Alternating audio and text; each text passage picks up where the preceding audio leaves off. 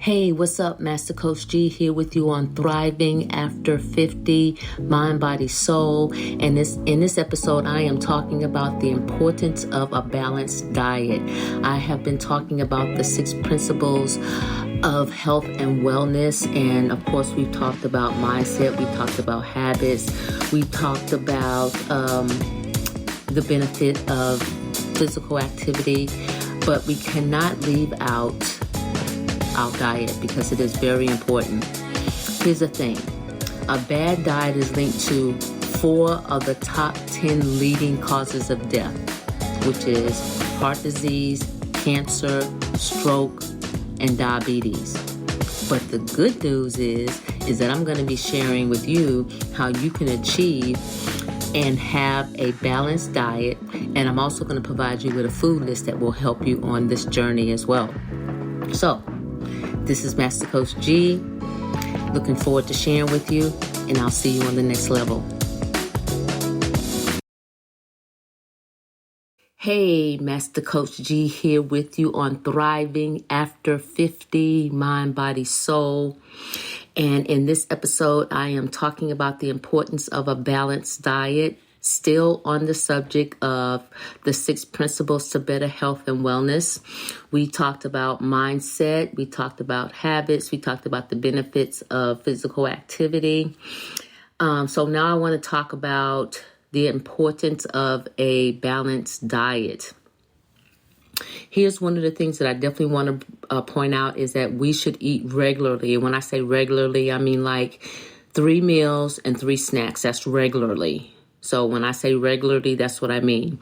We're also going to talk about how many calories we should consume on a daily basis, how a balanced diet can help reduce the risk of chronic diseases. Because here's the thing, a bad diet is linked to 4 of the top 10 leading causes of death: heart disease, cancer, stroke, diabetes. Yeah. That's why a balanced diet is so important. But the good news is that I am going to share with you some information that will help you to achieve a balanced diet. And I'm also going to provide you with a food list that will help you on this journey. So here's a saying that most of you have heard more than once in your life, is that you are what you eat. And it's very true. But here's where I want to start. Because I think that this is the foundation, and once you get this going forward, you will be able to develop better eating habits. Excuse me. I like to start with my clients with detoxing. And I know most people look at detoxing, or they think about detoxing when it comes to weight loss. And yes, detox is a weight loss, can be used as a weight loss program. But detox can be used for so much more as well. Detox, to me, is basically, it helps your body to reset itself. It helps to boost your energy. It improves your mental clarity. It reduces hunger and cravings. It also can minimize aches and pains. It rebalances our hormones. It restores our sleep cycle. It improves our digestive system. And one of the most important things is that it strengthens our immune system. Now, when we talk about detox, we really mainly look at the liver when it comes to detoxing, because our liver is what filters everything. It actually functions as a detoxification organ. And it is the largest internal organ that we have in our body. Excuse me. And it nearly performs over 500 different functions within our body. And it detoxifies our body, purifies our blood, and all that stuff. It plays a critical role in our digestive system. The nutrients that's absorbed and our metabolism and our cardiovascular health. The liver helps keep all those things functioning at its highest level, and which causes us to be healthy overall. Now, Usually, I would recommend a 5-day detox, but I do know of a 7-day cleanse that is absolutely amazing. And if you want more information on that, you can get in contact with me. I'll have all my contact information at the end of the podcast, so feel free to get in contact with me. But detox is great for weight loss program. Yes, it is. But it also has so many different other functions that's beneficial for us to detox. It increases our energy. It helps to relieve joint pain. It improves our digestive system. It definitely boosts our immune system. It reduces cravings. It stabilizes our mood. It clears our skin. It improves our sleep. And it just helps sharpen our mind. And all those things are beneficial, especially when you want to start having better eating habits, because now you're starting off with a clean slate. You're just clean as a whistle. You don't have the cravings. You don't have to worry about that going into your on your journey when it comes to your helping you change your diet. And it's really important that we eat on a regular basis. And here's why. Because usually when we wait too long to eat, we usually overeat because we're hungry. So that's why it's important to eat on a regular. And again, like I said earlier, a regular is 3 meals, 3 snacks. That's regularly eating. Breakfast, snack, lunch, snack, dinner, snack. And when I say snack, especially anything after dinner, fruit, smoothie, things of that nature. Because what you want to do is you want to boost your metabolism and your energy. And eating is fuel. Food is fuel. It helps you to have the energy that you need. It also boosts your metabolism. And developing a healthy eating habit isn't as hard as people think. Yes, it does take a lot of self-discipline, but it's achievable.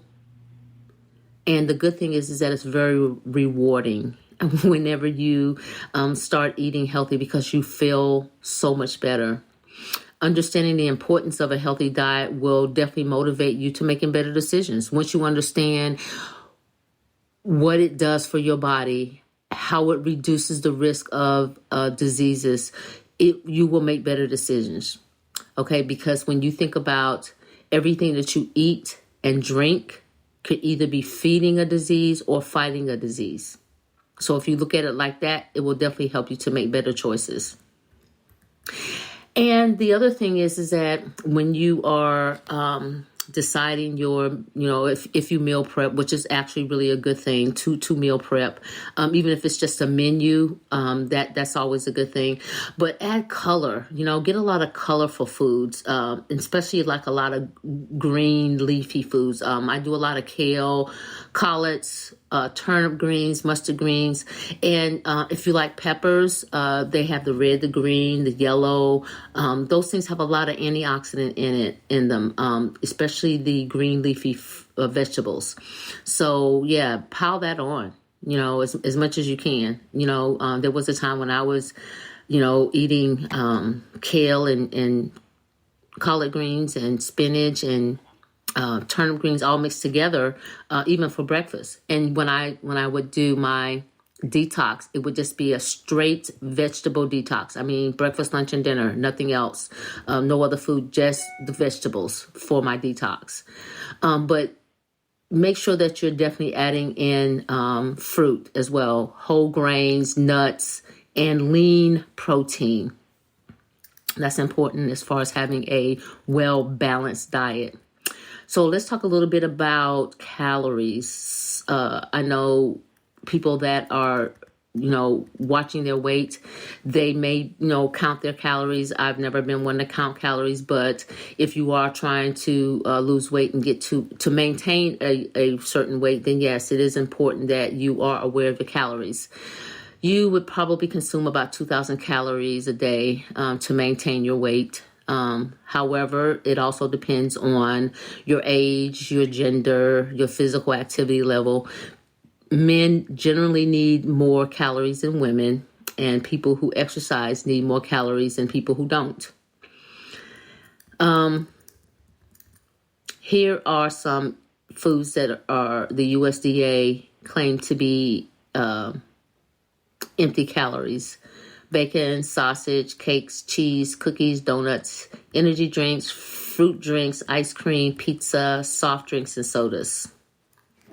So those are some things that, you may want to stay away from. So here's the reason why a balanced diet is important.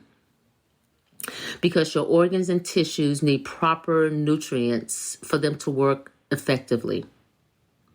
So if our organs and our cells and our tissues aren't functioning as they should, then that means that we are prone to diseases, infections, fatigue, and just overall poor performance.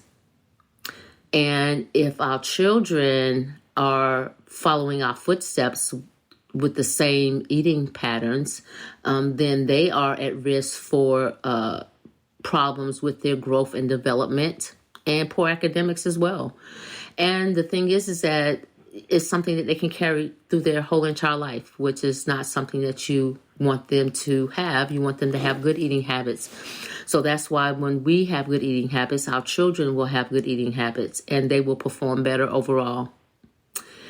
And a balanced diet also helps you reduce the risk of obesity. And like I said, the other top 4 leading causes of death is the heart disease, cancer, stroke, and diabetes. So having a balanced diet is important to reduce the risk of heart disease, cancer, stroke, and diabetes. And once you know that, then you should definitely be aware. It goes back to the awareness, it goes back to the accountability and the adjustments. And I told you that everything we talk about is going to be hinging on those 3 things, which is being aware of what it is that we're eating in our diet and being accountable for those things and then making the adjustments. Because, again, it is not as difficult as you think. It's just a matter of being aware. And when you look at a balanced diet, you want to make sure that you eliminate processed food. There's no nutritional value in processed food at all. None. You want to definitely eat food that's high in vitamins and minerals and other nutrients that your tissue, your cells, and your organs need. Lots of fruits, lots of vegetables. Spinach, kale, green beans, broccoli, collard greens. Lots of those. That's 1, 2, 3, 4, 5. 5 days. You can have one of those vegetables every day, at least 5 days out of the week. So just start there.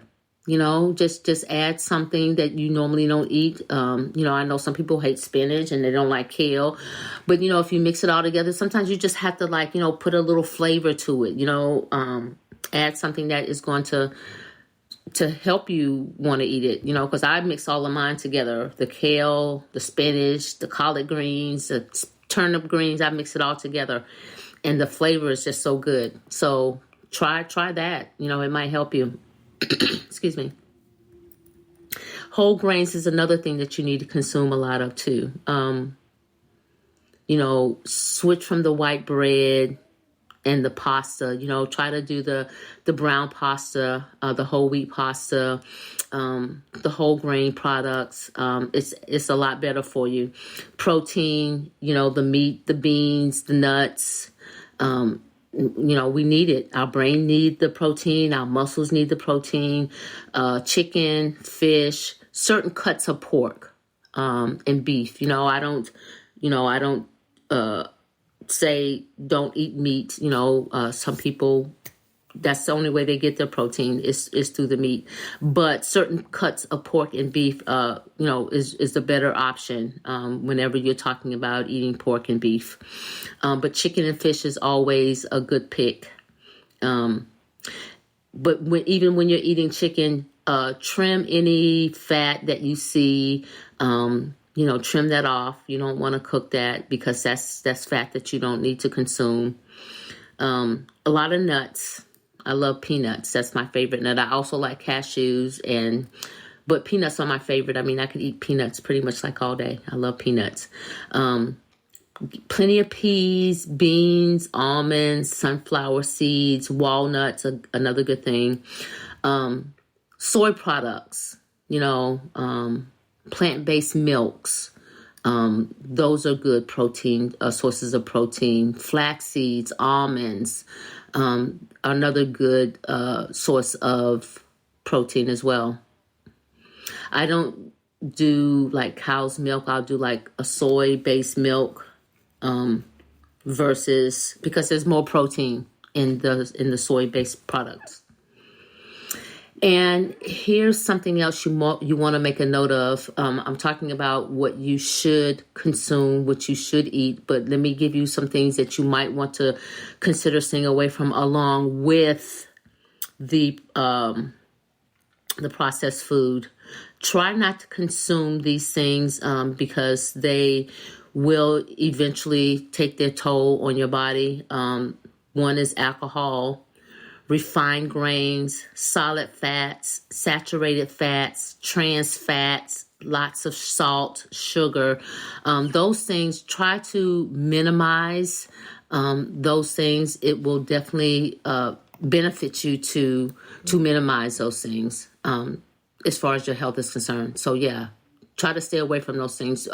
Minimize them. If you have a glass of wine, then that's not like having 5 shots of tequila. So, just kind of do it in moderation. But the refined grains, the solid fats, the saturated fats, the trans fats, salt and sugar, definitely minimize those things because those things can definitely bring more harm than good. But if you have any questions, I would suggest that you talk to a dietitian about your diet and what changes you can make in reference to creating better eating habits. And, get on a schedule with that. Look at what you're doing. Be aware of what you're consuming. Sometimes we just eat and we're just not aware of it because it's a habit. Sometimes we just eat where we get emotional, we eat. So make sure that you pay attention to what you're eating, when you're eating it, how much you're eating. Portion sizes matter. I like to tell people, and we're all different sizes. So when I say this, it's going to depend on the size of your body. But if you're having potatoes, if you're having corn, if you're having rice, whatever it is, chicken, meat, same thing, it go across the board. The portion size should not be any bigger than your fist. That is, your plate shouldn't be running over. You shouldn't be able to see the bottom of your plate where you have so much food in your plate. Portion size matters. The size of your fist. Now, if you are eating 3 meals a day along with the 3 snacks, you won't be hungry. So you don't have to have your plate running over with food. So when you fix your plate, the size should not be any larger than the size of your fist, because a few hours after that, probably like 3 to 4 hours after that, you're going to have a snack. So you won't be hungry, I promise you. So try that and start making the adjustments with the portion size that you put on your plate. And another thing that will help too is sometimes getting a smaller plate. Because I know sometimes people have those big plates almost like platters. Okay, we want to reduce the size of our plates and reduce the size of the portions that we're putting on our plates. That's another thing. So here's the last thing that I want to say about our eating habits is that combined with physical activity and our diet, that will help us to reach a healthy weight. And not only that, but it's also going to promote maintaining your overall health while you're also reducing the risk of chronic diseases like high blood pressure, high cholesterol, high A1C, and diabetes. So I want you to know that as you embark on this journey on better eating so that you can have better eating habits so that your family can have better eating habits. This is something that you can pass on from generation to generation. So between exercise and eating right, if you're looking to maintain a good weight, these two things right here, especially your diet, that's key, because you are what you eat. You absolutely are. Hey, that's what I have for you today. I hope that it added some value to your life. Remember that knowledge applied is power. This is Master Coach G, and I'll see you on the next level. Hey, I just want to thank you for joining me here on Thriving After 50, Mind, Body, Soul. If you were able to glean some nuggets from this episode, become a subscriber, and every time that I drop something, you will receive a notification. Oh, please like it, please share it, so that someone else will be able to glean and receive some information that will also help them to improve their health and their quality of life. I appreciate you. Thank you.